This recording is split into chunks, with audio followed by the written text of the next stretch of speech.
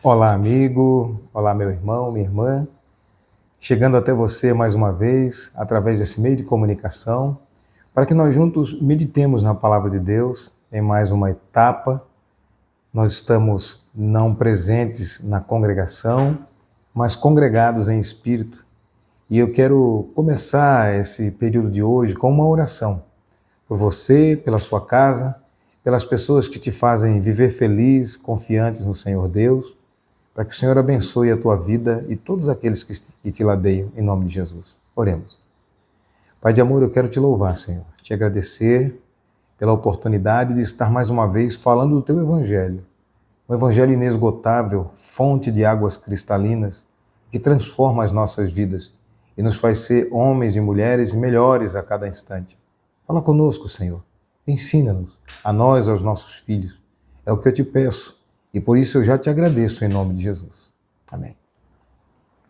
Querido amigo, querido irmão, eu quero hoje falar com você sobre as profissões de Jesus e os exemplos que ele deixou para os nossos filhos. Jesus, eu falo enquanto nesta terra, ele exerceu pelo menos duas profissões.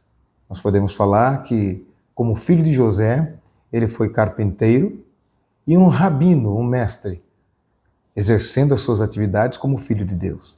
É claro, nós lembraríamos aqui de que ele é o Criador, ele é Senhor de todas as coisas, é o jardineiro fiel, mas eu quero hoje me ater a essas duas profissões, humanamente falando, para que nós concordemos e possamos fazer essa junção, que é a aplicabilidade das profissões de Jesus, que ficou como exemplo aos nossos filhos. Bem, nós vemos na vida do Senhor Jesus essas duas profissões, e a primeira, como eu já disse aqui, como carpinteiro, nós observamos quando no Evangelho de Mateus, capítulo 13, verso 55, alguém ali observa dizendo, não é esse o filho de José, o carpinteiro? No grego, essa profissão, diferente do que nós pensamos hoje, eu quero aqui deixar claro para você que carpinteiro, hoje, mesmo hoje, é diferente da profissão de marceneiro. Marceneiro faz móveis planejados, especificamente, alguns artefatos de madeira, né? Enquanto o carpinteiro, ele trabalha na construção civil, ele faz caixas para que se encha de concreto, para que se faça uma viga baldrame num prédio, ele faz um muro, constrói uma casa de madeira. Então, o carpinteiro ele é diferente do marceneiro, hoje. Na época de Jesus, já havia uma outra conotação, que no grego nós conhecemos como tecton. O tecton, ele era uma espécie de um faz-tudo. Então ele, além de trabalhar no artifício da madeira, ele também trabalhava com pregos, com pedras, com ferro, e era o faz-tudo. E Jesus, na sua pré-adolescência, que vai dos 12 até os 30 anos, ele exerceu a sua profissão como carpinteiro, filho de carpinteiro, na cidade de Nazaré. A 5 quilômetros da cidade de Nazaré, havia uma outra cidade por nome Séforis, que por causa de uma revolta que havia acontecido, eles foram totalmente destruídos, a cidade foi destruída pelos romanos. E Jesus trabalhou, ficava a 5 quilômetros de Nazaré. E certamente, diz os historiadores, que José, seu pai, trabalhou na reconstrução daquelas cidades ali, das pontes, das sinagogas ali construídas, das casas. Então o Senhor Jesus, ele exerceu essa função do seu pai e ele ficou conhecido porque estava sempre ao lado do seu pai por um determinado tempo. Era comum entre os hebreus passar a sua profissão pelo menos para um dos filhos, que era o filho mais velho, o primogênito. E esse filho herdava tanto as ferramentas do pai, quanto a clientela do pai, a profissão do pai em si. Observem que eu estou falando aqui de uma das profissões de Jesus, a primeira delas, a de carpinteiro. E o local, eu estou dizendo, que foi na região de Nazaré e Séforis. Jesus, Ele ficou conhecido, como eu já citei aqui, em Mateus 13 e 55, nós vemos essa interjeição, alguém perguntando, mas ele não é o carpinteiro? Ele não é filho de José? Ou seja, ele não é filho de José, o carpinteiro? Algumas pessoas eram conhecidas, inclusive, o seu sobrenome, vamos dizer assim, era a sua profissão. Tá? Então, José o carpinteiro, Jesus o carpinteiro de Nazaré. Dito isso, nós passamos para a segunda fase, que é a fase rabínica de Jesus. Claro que Jesus esteve lá, e vai ser o texto que nós vamos nos embasar hoje, no Evangelho de Lucas, capítulo 2, o verso 39, nós iremos até os versos 52, nós vamos ver que Jesus, ainda quando criança, na sua pré-adolescência, ele foi em Jerusalém, e ele ficou ensinando entre os doutores da lei. Jesus teve um insight naquele momento, e não sabemos, a Bíblia não diz o porquê, depois houve um silêncio e ele não mais agiu como rabino. Não há na história apontamentos de que depois desse episódio Jesus tenha voltado a ensinar das outras vezes que veio a Jerusalém, das outras vezes que foi à capital, de ele ter ficado na igreja, ou seja, na sinagoga, ensinando aos doutores. Não, nós não vamos achar. Mas o certo é que Jesus, naquele momento, ele foi levado, foi um insight. Por quê? Porque ele iria começar realmente a sua profissão rabínica, a sua segunda profissão, aqui na terra, como rabino, depois de ter sido carpinteiro, aos seus 30 anos. Amigo, e é importante observarmos isso daí. Porque Jesus, como Filho de Deus, ele cumpriu a determinação do Pai, e ele sabia que era chegada a hora dele exercer essa segunda profissão, mesmo que ele fosse o sustentador da sua casa, mas agora ele seria um rabino, conforme eu já citei. Nós vamos ver isso daí em Lucas, capítulo 2, e verso 39 em diante. Pois bem, no livro de Atos dos Apóstolos, nós vamos ver no capítulo 22, verso 3 em diante ali, nós vamos ver um rabino diferente, um mestre diferente. Era uma exceção, Gamaliel, de quem Paulo aprendeu, de quem Paulo foi aluno. Esse rabino era uma das exceções em Israel, porque normalmente o rabino ele não precisava ter uma profissão ou ter uma formação acadêmica.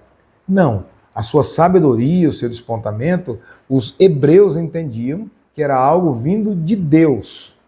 Então eles o seguiam, eles ficavam ao seu lado. E como o rabino ensinava? Como o mestre ensinava? Jesus era conhecido como rabino, rabi, que é a mesma coisa. E esses mestres, eles ensinavam, a maioria deles informais, era como se fosse um itinerante. Ele saía ensinando e discípulos o seguiam. E os seus discípulos, eles não se assentavam da forma exclusiva, como aconteceu com Gamaliel, numa sala para aprender, exclusiva para aprender. Não. Eles andavam com seu mestre, iam questionando a respeito de coisas pontuais. E o seu mestre ia com sabedoria ensinando aos seus alunos, e eles se tornavam também discípulos e alguns até mestres. Nós temos a história do Talmidim, não é? Então, querido, nós entendemos que Jesus agora, ele exercendo a sua função rabínica, ensinando de forma formal aos seus discípulos, e até nós vemos em Lucas capítulo 10, no verso 1 ao 12, quando Jesus, ele estimula os seus discípulos a irem fazer o estágio, tá? Na fase de estágio dos seus discípulos.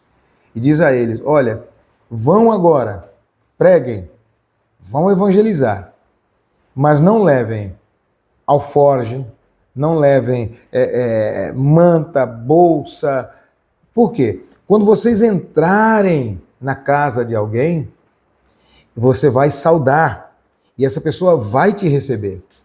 E ali você vai ficar se alimentando. Então, era uma cultura normal, era natural entre os hebreus receberem as pessoas, tá, os rabinos, e alimentarem eles enquanto eles ensinavam coisas da vida, do passado, dos profetas, da Torá ensinava a eles. Tá? Então isso é muito importante que nós saibamos.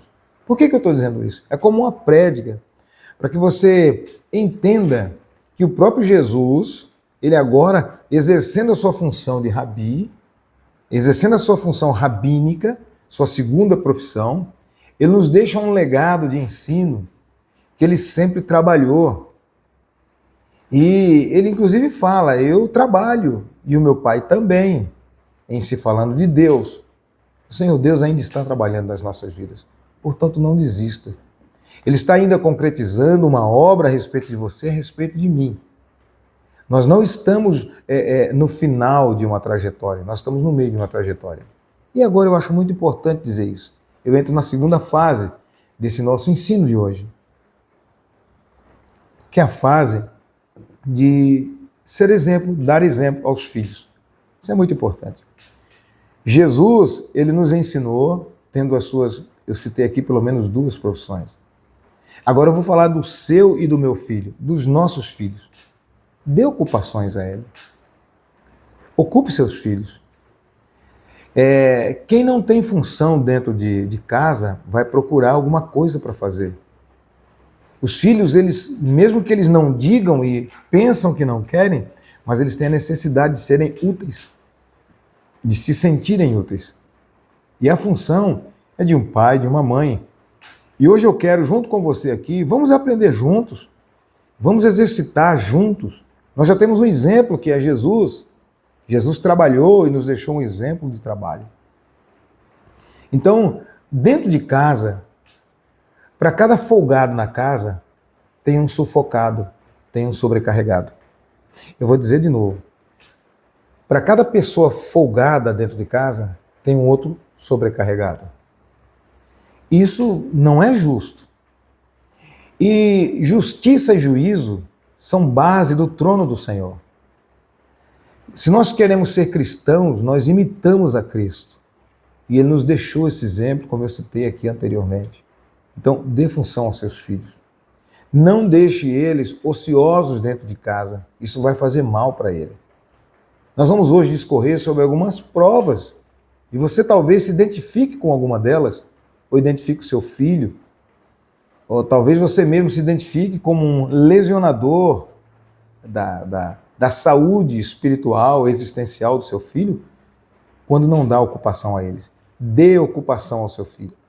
Em outras palavras, dê trabalho a eles. A sua filha, quando eu falo filho, entenda também filha, tá? Então, descubra primeiramente uma coisa que você precisa saber. Porque o nosso Deus também é ordeiro.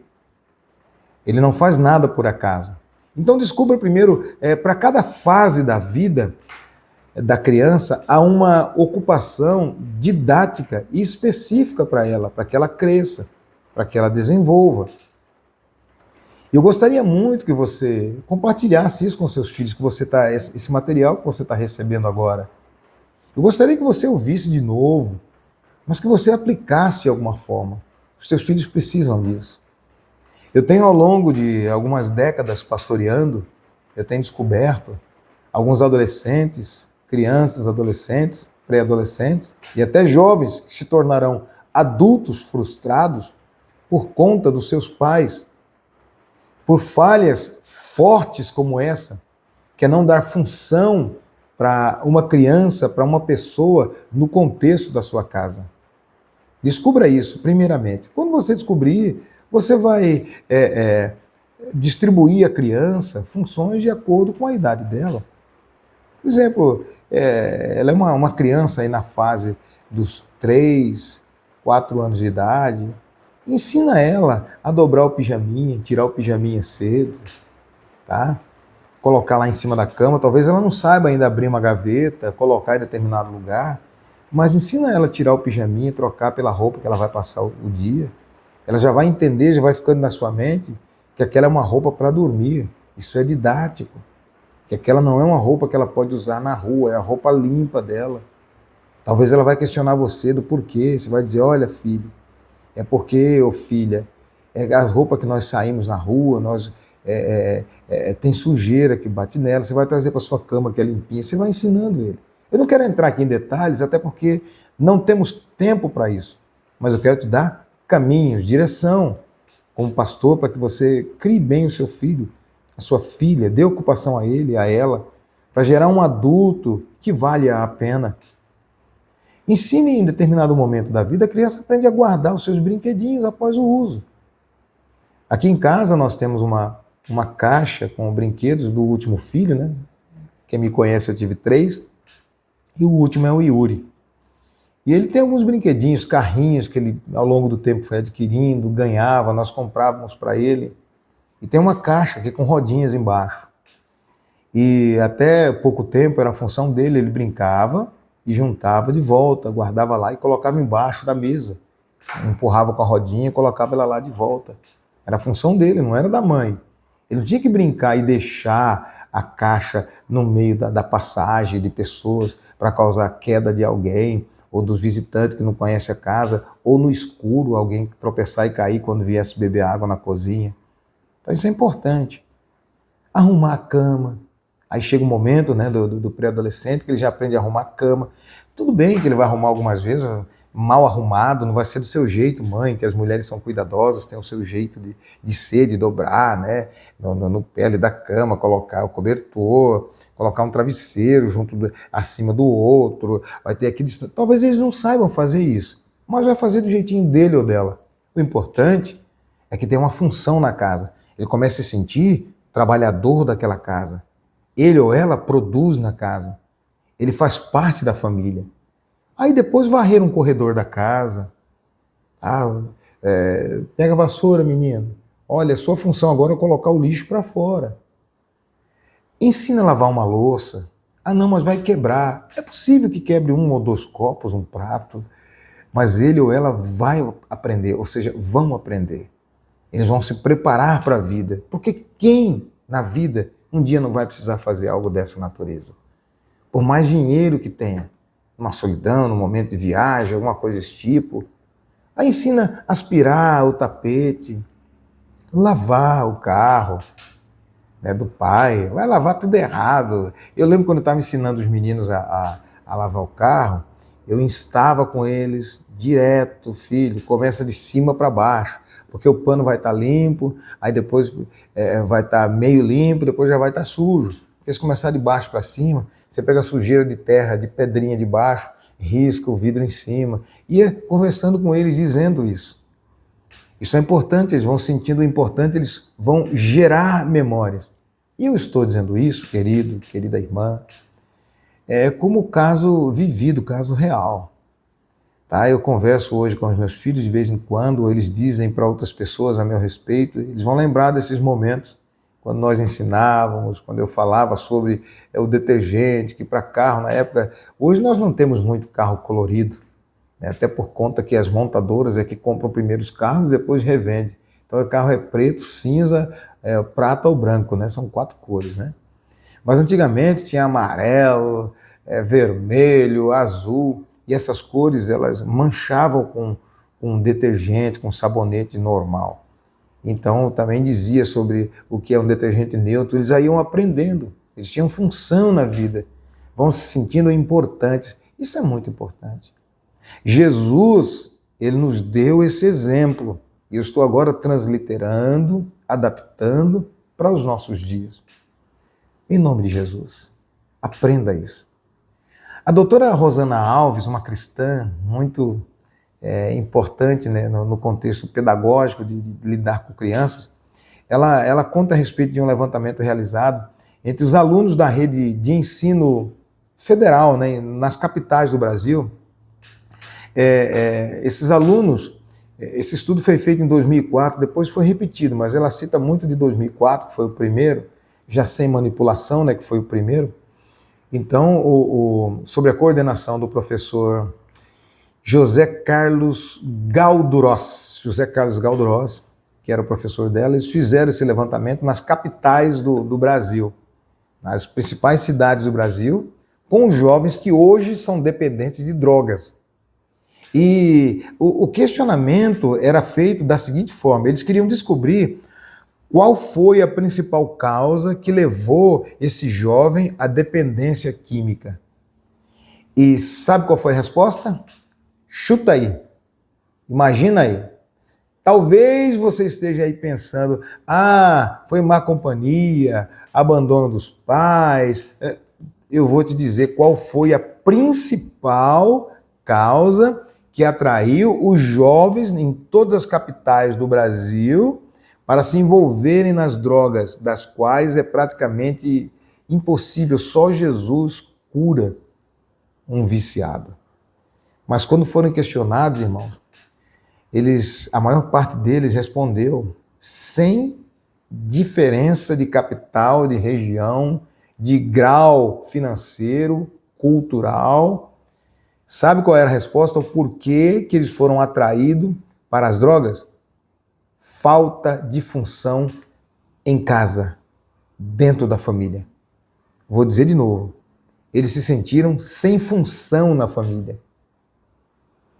Alguns deles disseram, se eu faltar ou não voltar para casa, tudo continua rodando, tudo continua girando. Eu sou descartável, não tenho valor para os meus pais. Ninguém nem nota se eu entrar ou sair, tanto faz, tanto fez. Meus pais, minha mãe, meu pai não querem saber o que eu faço, o que eu estou fazendo. Não vai sentir falta de mim. Irmãos, didaticamente, pedagogicamente, é falta de função no seio da família. Eles se sentem descartáveis. Ou seja, se ele faltar hoje ou não vier em casa, o lixo continua indo para a rua, a cama vai continuar estando arrumada, a comida vai estar sempre na mesa, a luz vai estar sempre lá, não sabe de onde vem, para onde vai, quem paga, quem formula, não tem função na casa. Filhos precisam saber que as coisas dentro de casa custam. Os filhos precisam saber disso. Claro, eu não vou colocar uma planilha de pagamento de curso de casa na frente dele, não é isso que eu vou fazer. Mas eles precisam, vai chegando a idade, que eu já citei aqui anteriormente, se você está chegando agora, volte um pouquinho o vídeo, você vai achar que há um momento na vida para cada uma das crianças, seja menino, seja menina, cumprirem tarefas dentro do lar. Eles vão se exercitar fisicamente, vão exercitar a mente, vão exercitar a comunhão entre pais, vão exercitar hierarquia, quem delega o serviço, quem cumpre, vai ver que ele cumpriu hoje, o irmão vai cumprir amanhã, ele sabe da sua importância dentro de casa. E outro detalhe muitíssimo importante, quando chegar a idade dos filhos namorarem, das filhas namorarem, para casar, um exemplo que eu aprendi, que eu ouvi de alguém citar, é esse. Coloca ele ou ela para estagiar na sua função. Como eu citei agora há pouco lá em Lucas, capítulo 10, versículo 1 a 12, que Jesus ensinou os seus discípulos como rabino, e chegou um momento que ele colocou eles para estagiarem. Você também precisa colocar o seu filho, a sua filha para estagiar antes do casamento. Por que não? É menos importante um casamento que qualquer profissão? Não existem pessoas envolvidas, vidas envolvidas, não há risco num casamento? Quem colocou na sua cabeça, na nossa cabeça, na cabeça dessa sociedade, que criança é só para brincar? Que jovens, adolescentes não podem exercer funções em casa? Quem foi que disse isso? A sociedade atual? Pois eu vou dizer para você, a Bíblia, ela cabe em qualquer sociedade. Ela cabe em qualquer cultura, ela é milenar. E o Senhor que escreveu, que nos deu a autoria dessa palavra, ele nos ensina a ensinar o menino, a menina, a criança, no caminho que deve andar. Nos ensinou a ser exemplo para os filhos. Nos ensinou a participar, a amar a família, valorizar a família. Então, não tem essa de ter idade para namorar e não tem idade para cuidar de casa. Tem idade para namorar, mas não pode chegar perto de um fogão, senão vai se queimar. Ué, ela não vai ter fogão em casa? Não, mas não pode chegar perto da louça, senão vai quebrar o copo. Ela não vai ter copo em casa? Não pode lavar o carro, ele não vai ter carro? Mas como é que eu vou colocar ele, ensinar como é que paga a conta de luz, ele não vai pagar a conta de luz? Talvez não, né? Tem essa também, né? Pode ser que você está ensinando, alguém está ensinando um filho, ele não vai saber como é que paga a conta de luz, de água, vai ficar devendo o aluguel, vai tratar e descumprir. Chega, querido, em nome de Jesus. Tome essa lição, não me tome por mal. Tá? Não tem essa de não fazer nada e ainda ganhar o dinheirinho para sair com a namorada, com o namorado, né? Tem mais essa, né? Tem os pais que ainda dá. Não, filho, toma aqui um dinheirinho para você gastar. Em nome de Jesus. Quem foi que inventou essa nova fórmula, né? Que o filho só tem que estudar. Não, estudar é necessário também, principalmente no nosso contexto. Há uma falta de pessoas qualificadas em São José dos Campos, a cidade onde eu estou aqui transmitindo, onde eu moro. Nós estamos com falta de empilhadeirista. E às vezes todo mundo quer ser médico, doutor, engenheiro, mas está faltando empilhadeirista. Ensine o seu filho a procurar uma profissão. Ensine a ele se ele vai ser funcionário público. Por enquanto, né? Com o governo atual isso pode mudar. Mas ele não vai ter falta. Mas ele tem uma quantidade limitada. Ele vai receber aquele pouquinho todo mês. Aí ele vai ser um empresário, ele vai receber muito. Mas ele depende do comércio.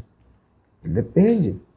Tá? Provavelmente foi esse progressismo que está enchendo o mundo de covarde e pessoas amantes de si mesmo que inventou esse, não, só preciso estudar. Alguns nem se amam. Nós vemos jovens hoje que se auto-odeiam, não têm afetividade, nem amor próprio.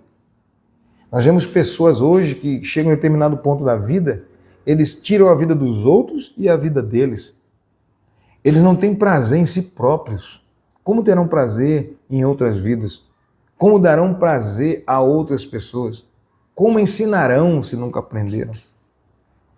Então, queridos, as profissões de Jesus são exemplos que nos arrastam para ensinarmos aos nossos filhos que eles devem seguir os melhores exemplos. Nós não devemos, por causa do trabalho que nos envolve hoje como pessoas, deixar ou tomar esse tempo de ensinar os filhos. Eu quero ler um trecho da palavra de Deus com você, para nós encaminharmos ao final, que é esse texto que eu citei aqui, né? Evangelho de Lucas, capítulo 2, versos do 39 até o 52. Leia comigo, está escrito assim, ó. E quando acabaram de se cumprir tudo segundo a lei do Senhor, voltaram a Galiléia, esses os pais de Jesus, para a sua cidade, Nazaré. E o menino Jesus, crescia e se fortalecia em espírito, cheio de sabedoria, e a graça de Deus estava sobre ele. Ora, todos os anos iam seus pais a Jerusalém à festa da Páscoa. E tendo ele já 12 anos, subiram a Jerusalém, segundo o costume, no dia da festa. E regressando eles, terminado aqueles dias, ficou o menino Jesus em Jerusalém. E os seus pais não souberam. Olha, presta atenção nisso. Vai vendo, presta atenção nisso.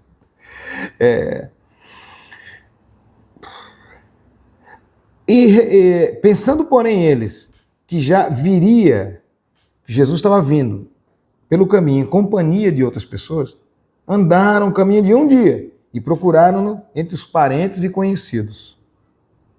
E como não encontrassem, voltaram a Jerusalém em busca dele. E aconteceu que, passado 3 dias, o acharam no templo, assentado no meio dos doutores, ouvindo-os e interrogando-os.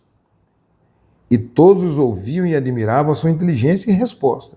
E quando o viram, maravilhavam-se, e disse-lhe sua mãe: Filho, por que fizeste assim conosco? Eis que teu pai e eu, ansiosos, te procurávamos. E ele lhes disse: Por que é que me procuráveis? Não sabeis que me convém tratar dos negócios do meu pai? Ou seja, eu estou cuidando das coisas de meu pai. E eles não compreenderam as palavras que lhes dizia. E desceu com eles e foi para Nazaré. E era ali sujeito. Olha só, quando Jesus saiu dali, do centro onde ele iria trabalhar, parece que foi uma atração. Os pais dele levaram ele para um lugar onde ele iria exercer a função de filho de Deus. Aí ele agiu como filho de Deus. Mas quando ele voltou a Nazaré, está dizendo aqui, era-lhe sujeito. E sua mãe guardava no coração todas essas coisas. E crescia Jesus em sabedoria e em estatura, e em graça para com Deus e para com os homens. Queridos, esse evangelho, essa palavra que nós acabamos de ler, meu querido irmão, minha querida irmã, nos remete a uma verdade. E é a última que eu vou falar. Eu falei primeiramente das profissões do Senhor Jesus. Aí também eu falei aqui que essas profissões são um exemplo para que nós devemos colocar os nossos filhos, dar ocupação a eles, para que eles se sintam importantes no contexto da família. E por último, eu vou falar sobre perder Jesus. Não perca Jesus. Ele está te falando hoje. Ele está te orientando, não somente você, mas a sua família. Querendo fazer de você e dos seus filhos, a sua família, mais do que vencedores. Todos os anos, milhares de pessoas desaparecem, querido. Se perdem dos seus parentes, algumas jamais serão encontradas. De algumas resta apenas lembrança de tudo que já foi um dia. Mas na verdade é que se perdem. Todo ano acontece a mesma coisa. Nós vemos desaparecido. E isso aconteceu, não é de hoje. Aconteceu também na família de Jesus, conforme nós acabamos de ler. Jesus permaneceu em Jerusalém. Os seus pais seguiram para uma festa que havia em Jerusalém, como nós sabemos da história. Chegando lá, eles foram ver, talvez, aquele passeio turístico, conhecer pessoas, rever amigos, familiares. Mas Jesus não, ele entrou no templo, ele começou a se ocupar das coisas do seu pai. Ele tomou gosto naquele negócio. Ainda não era a sua hora, mas estava ali um soslaio, estava ali uma amostra do que iria acontecer. Que o carpinteiro se tornaria rabino. Jesus permaneceu em Jerusalém, mas os seus pais nem deram falta dele. Querido, isso é aterrorizador. Principalmente se você é pai, você vai saber, isso é aterrador. Pois só deram conta de Jesus, que não estava com eles, um dia depois. Gente, um dia são 24 horas, é muito tempo. Como é que não se nota um filho? Muitas vezes nós perdemos pessoas, amigos, parentes, irmãos, cônjuges, filhos, no contexto da própria família. Agora, isso tem algumas conotações interessantes. Quem de nós faria isso com um filho que ama, um filho amado? Ora, eu vou dizer para você, as mães têm momento, as mães que gostam do filho, que estão amando o filho, que estão naquela história de amor com o filho, ou um cônjuge que está numa história, vendo uma história de amor com a sua querida, com o seu amado. Não passa uma hora com esse amado, com esse filho, com essa esposa, com esse homem perdido. Precisa saber onde ele está. Manda um WhatsApp, filho, onde é que você está? Meu amor, cadê você? Por mais que tenha outras pessoas ou amigos por perto, que faz parte da vida de todo ser humano, ter amigos sempre por perto, pessoas ao longo da sua vida, isso é natural, mas não é natural você perder alguém que você ama por um dia e não dar conta da sua falta. Pois é, os pais de Jesus perderam. Um dia pode fazer muita diferença. Aliás, um minuto pode fazer toda a diferença na vida de um ser humano. E pode apontar para resultados eternos. Há uma frase do filme Gladiador, com Russell Crowe, ele diz: o que nós fazemos agora ecoa na eternidade. É uma verdade, é uma realidade. E eu quero trazer lá todo o exemplo que nós vimos durante essa fala que já está acabando. O que você faz, como você atua na vida do seu filho, da sua filha hoje, pode ecoar pela eternidade, pela sua vida de casado, sua vida profissional, na sua salvação e na sua vida eterna. Isso é muito importante. Pense nisso, pense nisso. Eles pensavam no versículo 44 do capítulo 2 de Lucas, que Jesus estava entre eles. Quantas vezes nós não pensamos, achamos? Eu digo para os meus filhos que se, achei, pensava, isso não existe. Comprove, tenha certeza. Os pais pensavam que ele estava com os parentes, com os amigos, mas na verdade é que ele não estava ali. Essa é a verdade. Você pode pensar o que for, mas a verdade é o que é. Você pode pensar que não é pecado, mas a verdade é que é.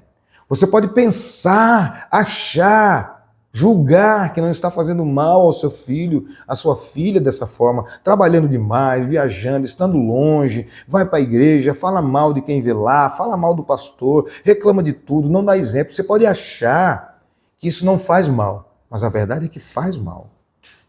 Isso é muito perturbador. Jesus não estava ali. Imagina onde Jesus estaria dormindo nesse dia. Aliás, eles demoraram 3 dias para achar Jesus, porque eles deram conta depois de um dia que Jesus não estava entre eles. Depois voltaram, fizeram a viagem de volta. 3 dias depois é que acharam Jesus. Imagina, irmãos, eu penso hoje, uma criança, o meu filho mais novo tem 15 anos, mas se eu não souber onde ele está, eu vou ficar preocupado se ele comeu, se ele dormiu, aonde ele dormiu, com quem ele está, com quem está conversando, com quem está comendo. Será que eu vou encontrar ele de novo? E a pergunta, talvez no coração de Maria e de José, será que nós vamos encontrar Jesus outra vez? Querido amigo, irmão e ouvinte, você que talvez já perdeu Jesus, já nem sabe aonde ele está. Será que vai encontrá-lo de novo? Imagine a angústia de querer de volta alguém que você tanto ama, mas não deu o devido valor, você não estava junto, você não tomou o cuidado devido para mantê-lo ao seu lado. Foi necessário voltar a Jerusalém, né? E 3 dias depois encontraram Jesus. Ainda bem que o encontraram, poderia ter sido pior. E quantas vezes isso acontece também, nós temos o exemplo de Jesus. Um homem, um adolescente, um jovem, um homem trabalhador, homem de dores, conforme diz Isaías, experimentado nos trabalhos de Isaías, confirma isso antes de Jesus nascer, porque o Senhor já via um homem experimentado, trabalhador. E aí você vai deixar o seu filho do jeito que é? Você vai perder o seu filho dentro de casa, vai deixar que ele se torne uma dracma perdida? Olha o exemplo de Jesus, dos pais de Jesus, que perderam Jesus, e no templo, por quê? Porque eles não estavam no templo. Quantos pais também mandam seus filhos à igreja, à escola bíblica dominical e não vão. E pior, tem alguns que nem mandam e nem vão. Mas Jesus estava no templo, porque ele tinha aquela responsabilidade para com Deus. Diferente do que nós pensamos, Jesus sempre valorizou mais a sua missão de obedecer ao Pai do que até mesmo a família, ou seu próprio bem-estar. E hoje nós vemos as pessoas dizendo, não, você precisa se valorizar, você precisa se dar valor, menina, você precisa se arrumar, não, larga filho para lá, larga marido para lá. Não, não largue seu filho. Se já largou o marido, não largue seu filho e corra atrás do seu marido. Jesus deu exemplo.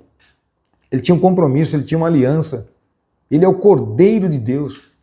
E ele poderia, como qualquer outra pessoa, perder os pais, ficar desesperado, não, mas ele tinha um compromisso, ele sabia que buscar primeiro o reino de Deus e a sua justiça, as outras coisas serão acrescentadas. Jesus tinha equilíbrio, mas quem sabe o seu filho não vai ter. Se seu filho se perdeu hoje, o que vai ser dele? Não, eu não estou apenas falando de ele se perder na rua, na cidade, ou na escola quando voltar para casa, ou num passeio quando você fizer numa viagem. Não. Eu estou falando além disso. Se seu filho se perder de Jesus, será que não estamos pensando que algumas coisas ou pessoas ainda estão conosco sem que elas estejam? Será que você e eu não estamos pensando que os nossos filhos estão conosco, que eles já não estão? A nossa esposa, o seu esposo, o Espírito Santo? Será que já não se foram? Será que já não ficou em outro lugar? Temos muito a perder, queridos. E por vezes nós não damos conta, só quando se perde. Havia um adágio popular que diz: a gente só sabe o que tem quando perde. Que não seja assim na sua vida. É hora de voltar a Jerusalém. É hora de realmente voltar ao lugar da adoração onde Deus está. É hora de voltar a ensinar os teus filhos, a amar a tua esposa, o teu esposo. Fazendo assim, você estará voltando para Jesus. Porque isso é tudo que Ele quer de nós. Ele nos capacitou para que ganhemos não o mundo, para que não que ganhemos dinheiro. Você não vem ensinamento para isso, mas vem ensinamento para buscar o reino de Deus, a sua justiça, amar a sua esposa como Cristo amou a igreja, amar o seu marido como a igreja ama e respeita Cristo, amar o seu filho, proteger, dar alimento, mostrar o caminho dos céus. Essa é a verdade que Jesus quer para nós. Esse é o exemplo do Evangelho. Eu falei aqui das profissões de Jesus, um exemplo para os filhos e para você, pai, mãe. Não perca Jesus de vista. Não perca seus filhos ou quem você ama de vista. Que Deus te abençoe. Eu quero orar por você, para que essa palavra fique no seu coração. Compartilhe com mais alguém que seja interessante para ele, ou que você acha que julga importante, alguém que você queira bem. E aplique isso na sua vida. Eu quero orar por você. Pai querido, em nome de Jesus, que eu abençoo a vida dos meus irmãos com esta palavra que é tua, Senhor. Que ela não apenas seja ouvida, mas que seja executada. Meu irmão, que minha irmã, que esse homem, que essa mulher, esse jovem, essa criança, adolescente, ele coloque e deixe descer no seu coração esse remédio tão curador e que possa fazer efeito de vida eterna. É o meu pedido, em nome de Jesus. Amém. Até breve, guerreiro, em nome de Jesus. Até breve, em nome de Jesus.